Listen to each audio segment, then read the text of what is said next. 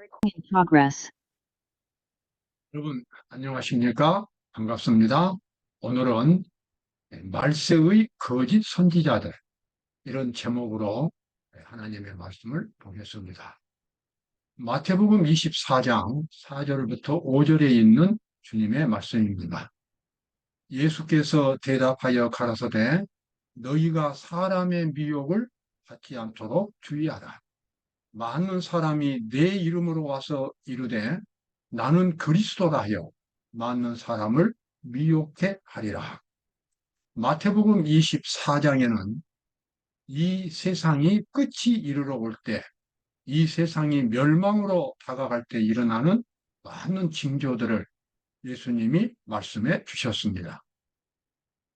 천재지변이 일어나고 도덕과 경제가 무너지고 국가 간의 긴장이 고조되고 또 끝까지 전쟁이 일어나고 모든 것들이 무너지고 흔들리는 그와 같은 상황이 전개가 됩니다. 지금 우리가 당하고 있는 이러한 이 천재지변, 국제적인 이와 같은 변화들을 벌써 2000년 전에 예수님께서 다 말씀을 하신 것들입니다. 그런데 그 중에서 특별히 예수님은 가장 많이 이 종교계의 타락과 혼란에 대해서 강조하셨습니다. 특별히 기독교 종교의 타락과 혼란을 강조하셨고, 거짓 선지자들이 많이 일어날 것이라고 그렇게 경고를 하셨습니다. 오늘 우리 그리스도인들에게 있어서 하나님을 믿고 구원받는 일에 있어서 가장 큰 장애물은 무신론보다도 오히려 하나님을 믿으면서도 올바로 믿지 못하고 구원이 무엇인지 참된 하나님의 이 예배가 어떤 것인지를 모르고 경배하는 예배하는 그 같은 신앙의 자세가 큰 위험이 되겠습니다. 요한계시록 14장 8절에 보면 매우 의미심장한 말씀이 나옵니다. 또 다른 천사 곧 둘째가 그 뒤를 따라 말하되 무너졌도다 무너졌도다 큰 성 바벨론이여 모든 나라를 그 음행으로 인하여 진노의 포도주로 먹이던 자로다 하더라. 여기서 이 바벨론이라고 하는 것은 과거에 있었던 신바벨론 제국이지만 그 신바벨론 제국이 그 후에 수많은 국가들에게 종교적, 도덕적 영향을 끼쳤고 그것은 우상 종교의 영향이었습니다. 그래서 성경에는 바벨론의 멸망에 대한 강한 하나님의 예언이 나와 있습니다. 이 바벨론이라고 하는 그 말의 원뜻은 혼란이라고 하는 것입니다. 그런데 이 둘째 천사, 이 세 천사 중에서 둘째 천사가 온 세상 사람들에게 선포하는 기별은 바벨론의 포도주입니다. 음행의 포도주라고 하는 것은 이것은 영적으로 우상 숭배를 가리킵니다. 바벨론도 혼란이지만 바벨론에서 통해서 나오는 이 거짓 교리들, 거짓 가르침들, 그러한 것들이 봐도 포도주가 되어서 수많은 그리스도인들을 숙취하게 만든다는 것입니다.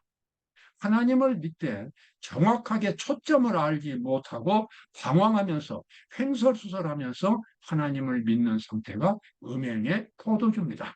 여기서 이 음행이라고 하는 것은 우상 숭배인데 여러분이 우상이라고 하는 것은 꼭 무슨 돌이나 나무로 어떤 물건을 만들어서 경배하는 것만이 아닙니다. 이 성경에서 말하는 우상은 대단히 광범위한 의미가 있습니다. 하나님보다도 더 존경하고 거기에 숭배하는 어떤 대상, 그 대상은 사람도 좋고 신학도 좋습니다. 종교 이론도 좋습니다. 가장 중요한 것은 핵심이 되는 것은 뭐냐면 그곳에는 참된 속죄가 이루어지지 않는다는 것입니다.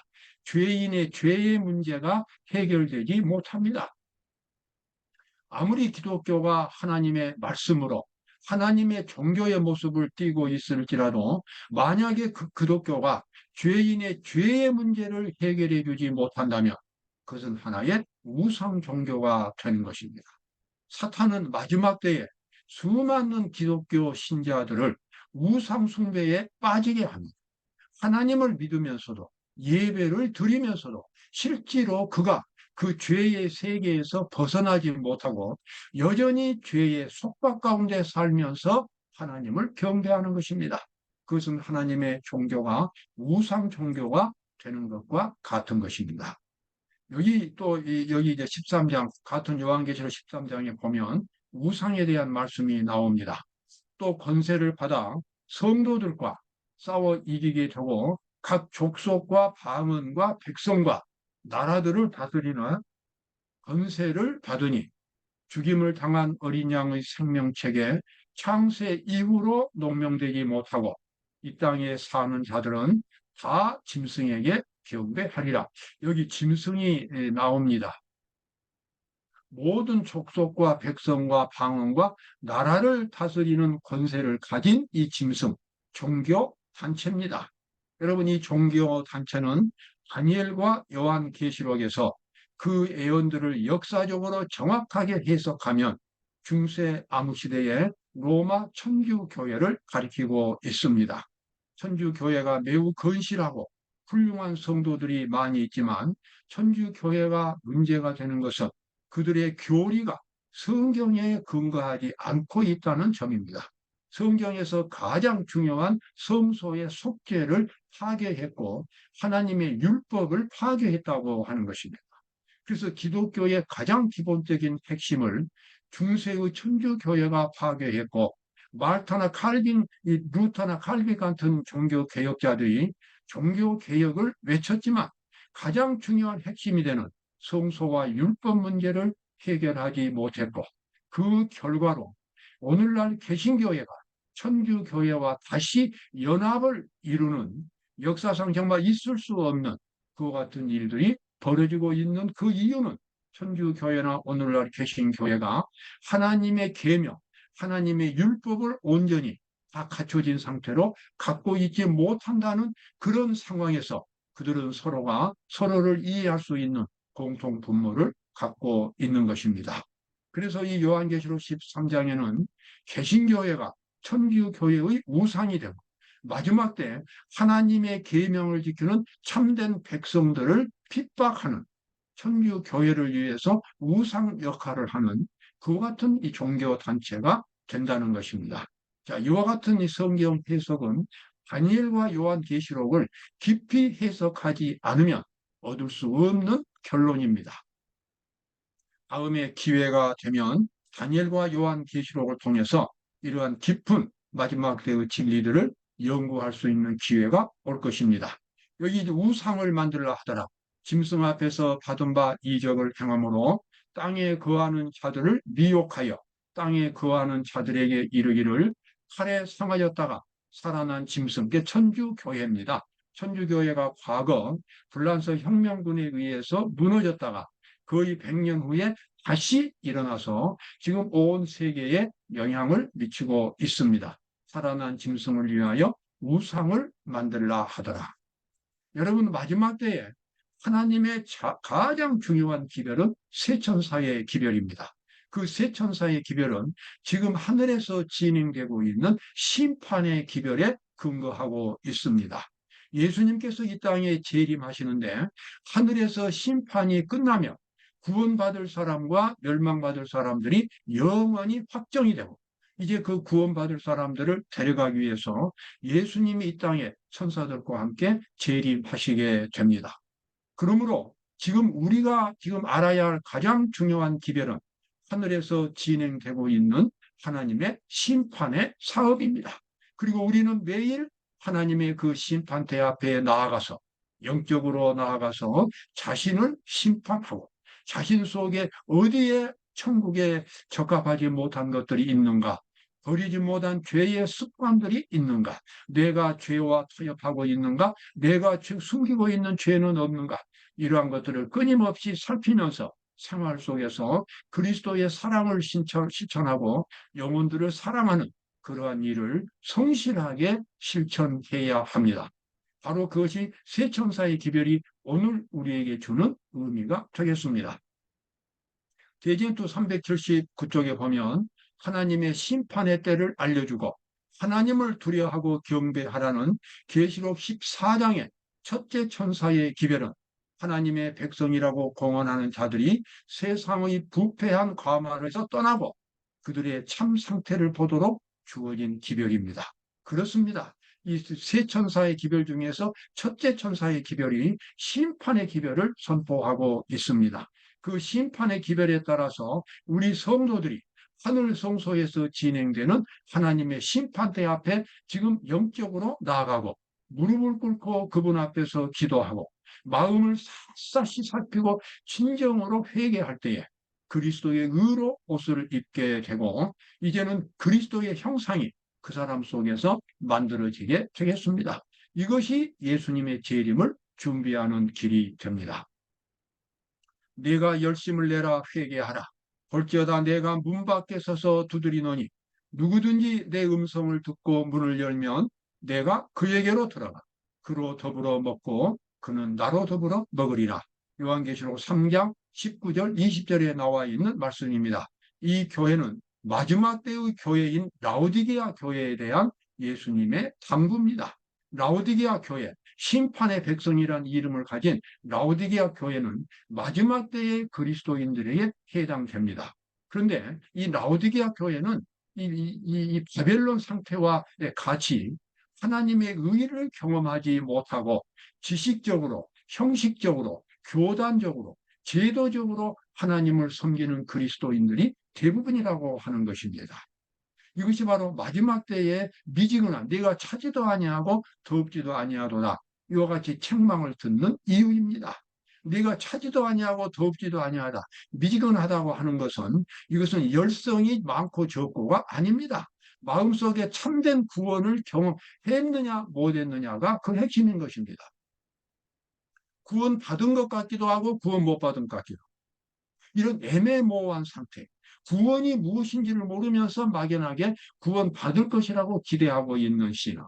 마지막 때에 진정으로 예수 그리스도를 믿는 사람들은 그들의 영혼 속에 예수 그리스도의 모습을 받아야 합니다. 이것이 바로 인침인 것입니다. 하나님의 인침을 받을 때에만 비로소 그 사람은 하늘 백성이 되어서 하늘 예루살렘 성에 들어갈 수가 있습니다. 그러나 오늘날 대부분의 신자들이 세천사 기별을 알지 못하고 그리스도의 의의가 무엇인지 알지 못하고 그저 믿으면 구원받는다고 하면서 교회에 열성적으로 다니기만 하는 그와 같은 라오디게아 상태, 바벨론 상태입니다. 그러한 상태에서 이제 벗어나라고 예수님은 강력하게 그리스도인들에게 마지막 라오디게아 교인들에게 당부하시는 것입니다. 그래서 그 들어가는 장소가 요한계시록 5장인데요. 요한계시록 5장에는 이제 그 일곱 인으로 봉해진 두루마리 책이 있고 그 책을 예수님이 나와서 하나씩 인을 떼어가는 장면이 나옵니다. 이것이 바로 요한계시록 전체의 내용이고 그다음에 조사 심판의 내용입니다. 인을 뗀다고 하는 것은 사실상 그 속에 기록되어 있는 수많은 그리스도인들의 운명을 결정하는 예수님의 심판의 사업을 가리키고 있습니다. 그래서 요한계시록 5장을 우리는 깊이 연구할 필요가 있습니다. 어린 양이 나와서 보좌에 앉으시니 오른손에서 책을 취하시니라. 향이 가득한 금대접을 가졌으니 이 향은 성도의 기도들이라. 예수님께서 두루마리 책을 받으셔서 이를 떼시려고 준비할 때에 그와 동시에 또다시 제시되는 광경은 성도들의 기도가 하나님 앞으로 올라가는 그 기도의 제단, 분향단이 보였습니다. 그 기도는 지상에서 드리는 성도들의 기도로서 지상에서 그리스도의 의를 힘입기 위하여 그리스도의 의로 옷을 입고 그리스도의 모습으로 변화되기 위하여 진정으로 자기 자신을 깨어지게 만드는 그와 같은 성도들의 기도가 되겠습니다. 그 기도가 아주 정확하고 성실하게 하늘에서 받아들여지는 장면이 요한계시록 5장에 나옵니다. 자, 여기 요한계시록 5장에 대한 설명, 교회 증언 9권 267쪽에 나와 있는 말씀입니다. 무엇이 죄를 이루는지에 관하여 마음이 흐려지도록 허용해온 자들은 몹시 기만을 당할 것이다. 그들이 결정적인 변화를 이루지 않으면 하나님께서 그들에게 심판을 선고하실 때에 부족함이 발견될 것이다. 하나님의 심판에서 하나님이 기대하시는, 천국이 기대하는 그 수준에 미달된 사람들, 이것은 치명적인 문제인 것입니다. 그 수준에 도달을 해야 되는 것입니다. 바로 그것이 그런데 왜 도달하지 못합니까? 무엇이 죄를 이루는지에 관하여 마음이 흐려지도록 허용해 온 사람들. 어떤 사람들입니까? 바벨론의 포도주입니다. 영적인 사단이 만든 바벨론 포도주에 취한 사람들입니다. 사람이 술에 취하면 횡설수설합니다. 정확한 어떤 핵심이 없는 말을 하게 됩니다. 여러분, 하나님을 믿는 신앙에서 그와 같은 바벨론 상태는 절대로 허용해서는 안 되는 것입니다. 하나님의 심판대 앞에 나아가서 하나님의 성령께서 자신의 마음을 다 비추도록 그렇게 마음을 공개하고 하나님이 보여주시는 자기 자신의 타락한 모습을 진정으로 회개하고 그리고 하나님의 그 복음으로 용서의 기별을 받아들이고 하나님의 뜻에 온전히 순종함으로써 그리스도의 의를 옷을 입는 그 같은 경험을 매일매일 새롭게 가져야만 할 것입니다. 그것이 바로 마지막 때의 구원의 길입니다. 또 그것이 세천사의 기별입니다. 그대가 어떤 사람이든 그대의 삶이 어떤 것이든 그대는 오직 하나님의 방법으로만 구원을 받는다. 그대는 회개해야 한다. 여러분, 성경이 말하는 회개라고 하는 것은 어떤 인프루브, 영어로 말하면 개선하거나 개량하거나 고쳐 쓰거나 그런 개념이 아닙니다. 성경이 말하는 회개는 근본적으로 방향을 바꾸는 것입니다. 하나님을 향하여 삶의 방향을 바꾸는 것입니다. 지금까지는 세상과 죽음을 향해서 걸어갔던 사람이 이제는 예수 그리스도를 바라보고 영생을 바라보면서 완전히 그의 발걸음을 180도 바꾸는 것입니다. 그것이 바로 회개해야 합니다. 예수 그리스도의 반석 위에 완전히 떨어져야 한다. 죄인인 자기, 부끄럽고 위험한 천국에 갈 수 없는 그 자기가 예수 그리스도 위에 떨어지고 이제는 새로운 예수 그리스도 그 정신으로 만들어진 그리스도의 품성으로 만들어진 새로운 사람으로 일어나야 합니다. 바로 그것이 구원의 핵심인 것입니다. 어떤 사람이든지 간에 아무리 설교를 하고 아무리 성경을 많이 알아도 이 경험이 분명하지 못하면 그 사람에게는 구원은 확실한 것이 되지 못하겠습니다. 마지막 때에 맞는 사람들이 바벨론이 약간의 진리를 내포하고 있는 거짓 꿈과 거짓 계시들이 나타날 것인데 이런 것들은 근본적인 신앙에서 떠나게 할 것이다. 여러분 주의하십시오. 성경을 내가 알고 내가 하나님을 믿는다고 해서 다 구원에 이르는 것은 아닙니다. 그 믿음이 말씀에 기초한 하나님의 뜻을 바라보는 하나님의 뜻을 온전히 받아들이고 순종하는 그래서 내 마음이 예수님의 마음과 일치되는 반복되는 경험을 가져야만 그것은 진정으로 구원받을 수 있는 믿음이 되겠습니다. 여러분, 구원의 길은 어려워 보이지만 결코 어렵지 않습니다. 우리가 진심으로 예수님을 찾는다면, 그리고 진심으로 하나님의 말씀에 순종하기로 결심하고 그렇게 회개한다면, 구원은 가장 확실하게 우리에게 주어지게 되겠습니다. 오늘도 기쁨과 감사가 넘치는 하루가 되시기를 바랍니다. 감사합니다.